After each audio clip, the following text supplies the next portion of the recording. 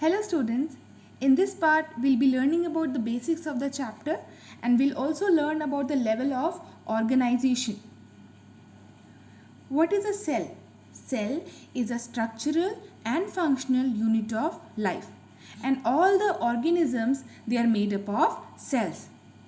If you talk about a plant, an elephant, an insect, that is butterfly or a dog, they all are made up of cells, and these cells, they organize to form a particular organism. So organization of cell is very important. Now we'll learn what is organization. Organization means when smaller units, they come together to make a larger unit which is functional. So right now we are observing over here many smaller units. When these smaller units will come together, they will form a larger functional unit. Now tell me, if you talk about these smaller structures, if you talk about seat of the cycle, with the help of seat of the cycle, can you do any work? No, we cannot do. When seat, all the other parts and the wheel and the handle, they all come together, they all make the bicycle function. So in the same way, various types of cells, when they come together, they make an organism functional. So organization means when the smaller units are arranged into a larger unit which can function properly. Right? So all the cells, they combine together to form a bigger multicellular, that means many cells are present to form a multicellular structure, that is tree. Right? So these level of organization, we learn about three levels of organization. The first one is the level of organization lower to the organism. Second one is the organism level of organization, and the third one is the level of organization higher to the organism.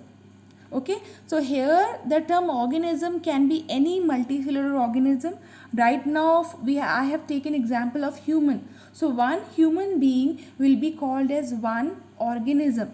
So the level of organization lower to an organism means I'm going to talk about the structures present inside the body of the organism, and level of organization higher to the organism means this human is going to form how many levels of organization higher to him. Okay, so one by one we'll be discussing each level of organization. The first one that we're going to start with is the lower level of organization, and in this we are going to learn about the structures present inside the human body. The first one is the molecular level. Second one is the cellular level. Third is the tissue level. Fourth one is the organ level, and the fifth one is the organ system level of organization. So these 5 levels of organization, they are present inside one single organism. That is why it is called as lower level of organization. Starting with the molecular level of organization. See, in this picture we can see one brick which combines to form a wall, and this wall, many walls, they come together to form a complete building. So you can compare these this complete building as one single organism. Okay, so these parts, these two stages, these are the stages lower to the organism.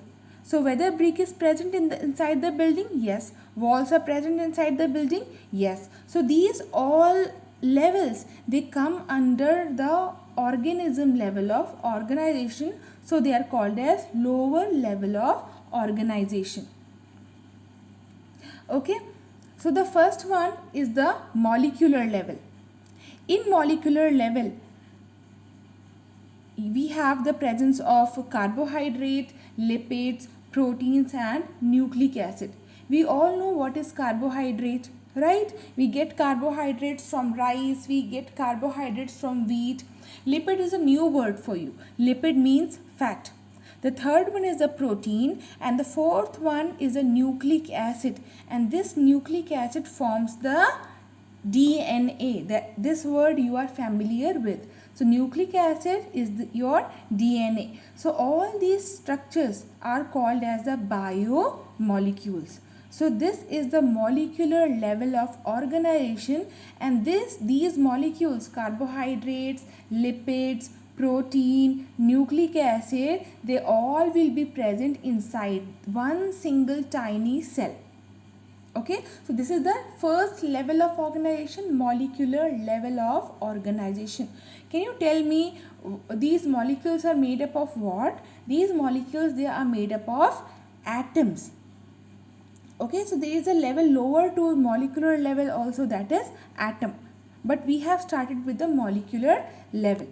The second level is called as a cellular level of organization. In molecular level, we have learned about the molecules present inside the cell.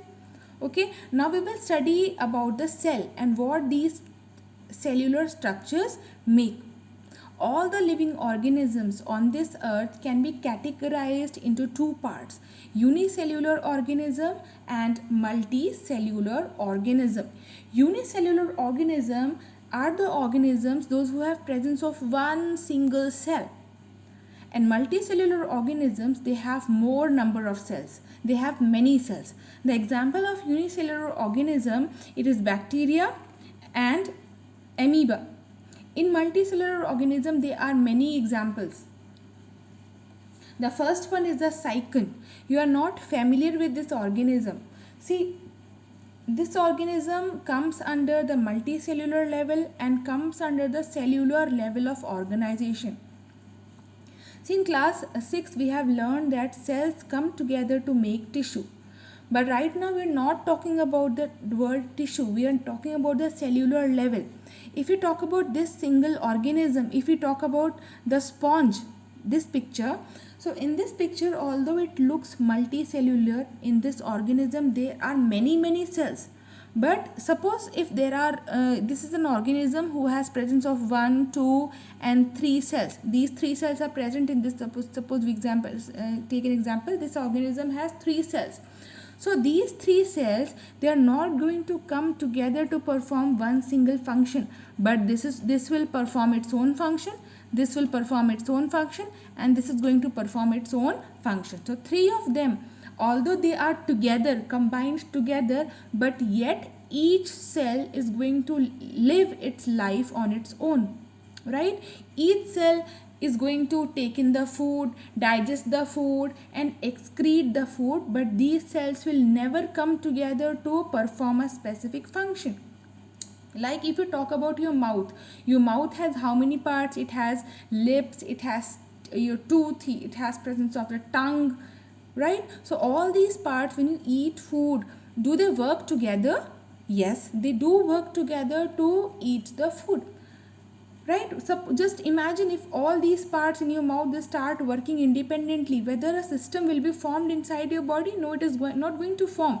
So this is called as a cellular level because each cell in the multicellular organism also functions on its own. They do not come together to perform a specific function.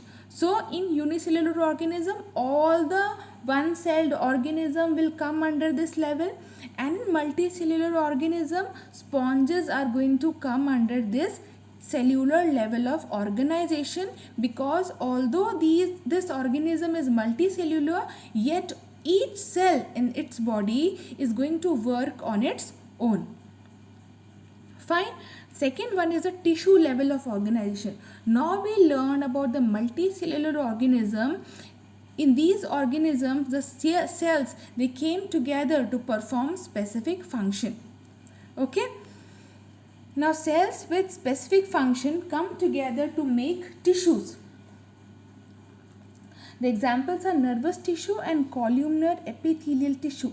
Nervous tissue consists of neurons, and many neurons, they come together to form the nervous tissue. Why do they come together? Because each cell in your nervous tissue, they have the same function and they work in coordination. When the cells, they work in coordination along with each other, it is called as a tissue, right? Just imagine a dance. You must have seen dance shows. So what happens if there is a group of 50 or 60 people? They all come on the stage and they all dance in a proper rhythm. Even the steps are also the same. That is why we call them a group. Suppose we take suppose three dance groups are there, and we take one contestant from each group and ask them to dance together in one single song. Are they going to dance? They are not going to dance properly. So whenever we talk about a group, each individual, they come together to perform some specific function. So in this nervous tissue also, the cells came together to perform one single specific function, to form nervous tissue. In columnar epithelial tissue, this is a tissue which forms your skin, right? Now these tissues will come together to make an organ. So next is organ level of organization. Tissues come together to make an organ. In this picture you can see organ, your stomach. And your stomach is made up of so many tissues. It is made up of smooth muscular tissue, that is your muscle. It consists of loose connective tissue, that is areolar and adipose. This we will discuss later when we learn about the animal tissues. Next you have presence of the nervous tissue, you have blood, you have columnar epithelium. Do not panic, we will be doing each one of them in detail when we will study this chapter. Okay, so all these tissues, it came together to form an organ, right? Now these organs will come together to make an organ system. In this picture you can see your mouth, your esophagus, that is your food pipe, your stomach, liver, pancreas, large intestine, small intestine. These all are the organs, and these organs, it came together to make a complete organ system. And can you name what is this organ system? This is your digestive system, and this digestive system is formed by many organs, right? So these organs, they came together to form an organ system. Now what is common? They are coming together to form a specific function. And what is the function of your digestive system? Digestion of the food. Can you see brain in this picture? Can you see kidney in this picture? No, because the function of brain is different, that is coordination, and function of kidney is excretion. Like I told you, the cells have specific function, they form tissue. In the same way, the organs have specific function, then they form an organ system. Now many organ system, it comes together to make an organism. Over here you can see many organ system. You have the circulatory system, respiratory system, digestive system, urinary system, nervous system, muscular system, and skeletal system. All these systems, it comprises of different organs, right? And these organ system are going to form a complete organism which has all the systems present in the body, right? So we have started from a lower level of organization and we have reached the organism level of organization, and organism level of organization was the second level. Now we are going to study the level higher to the organism. Okay, like we have discussed about the animals, in the same way inside the plant body also we have the same system. Cells, they combine to form tissue, and tissue combines to form organ. Here we are taking organ which is your root. It comprises of the root, hair, single root. Now this root comes together to form a complete root system. Okay, in the same way the organs like your stem and your leaf forms the complete organ system which is called as a shoot system. Root system and shoot system comes together to form a complete plant or complete tree. So the same level of organization is followed in all living organism. It may be an animal, it may be a plant. Now in higher level, higher to the organism, the first level, the first part that we are going to discuss, we have already discussed it, organism. Okay, so level higher to the organism, we'll start with organism only. It is one single individual. So in this picture they have taken a fish. Fish is an individual, and when the same species, same type of fish comes together, it will be called as the population. Okay, same type of fishes will form a population, and when different type of sea river or water body creatures, they come together, right, they form a community where different living organism, not only the fish but other living organism also come together. It will be referred as the community. Next you have the ecosystem. Ecosystem means all the living and non-living factors. So here you are able to see the living organism, you are able to see the rock, you are able to see a water body. So water body and rock, they are abiotic or non-living. So when these non-living structures come along with the living structure, they form an ecosystem. Next you have biome. Along with the living and non-living structures, living in this picture are the fishes and the plants present, and the non-living, it means the water and the rock. Now along with these living and non-living structures, when the climatic conditions are also involved, we call it as biome. Okay, a biome is a large region of earth that has certain climate and certain types of living things. Okay, last one is the biosphere. Your biosphere is the area where the living things can inhabit, like hydrosphere, lithosphere and atmosphere. So the biosphere consists of the atmosphere, it consists of water body or hydrosphere, and it consists of the earth or the lithosphere. Okay, that is all for this lecture. In the next lecture, we will be learning about the types of plant tissues.